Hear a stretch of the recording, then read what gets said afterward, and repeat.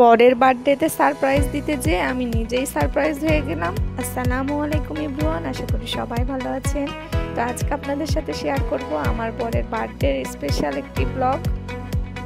আমি চলে গিয়েছিলাম বাজারে আমার বরের জন্য কেক এবং গিফট কেনার জন্য।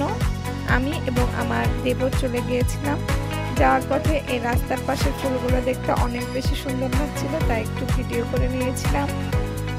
তো আসল কাহিনীটা হলো, আমরা বাজারে গিয়েছিলাম এবং আমার বরকে বলেছি, আমার ফোনে চার্জ ছিল না, সেই কারণে আমার ফোনটা বন্ধ হয়ে গেছে। পরে সেইভাবে আমি তাকে ম্যানেজ করেছিলাম, কারণ সে বারবার আমাকে ফোন দেয় এবং ফোন দিলে তো বুঝে যাবে গাড়ির আওয়াজ যে আমি কোথাও গেছি এবং তাকে সারপ্রাইজ করব, সে বুঝে যাবে। সেই কারণে আমি চলে গিয়েছিলাম। তো কেক কিনে নিয়ে আসার পরে আমি আমার ফ্রিজে না রেখে আমার দেবরের ঘরে লুকিয়ে রেখেছিলাম এবং আমার বর সেখান থেকে কেকটা নিয়ে সে অন্য জায়গায় লুকিয়ে রেখেছিল। তারপর আমি অনেক কষ্ট করে সেটা বের করেছি, দিয়ে এভাবেই তাকে সারপ্রাইজ করেছি।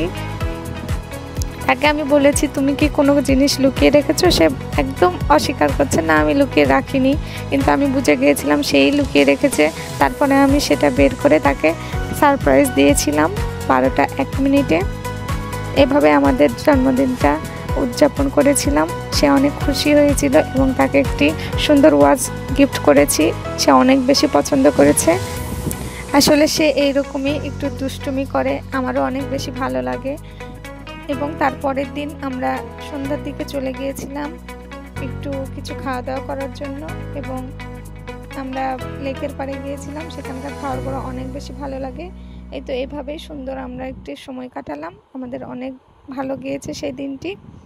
প্রতি মুহূর্তে আমাদের ভালো কাটে, কিন্তু সেই দিন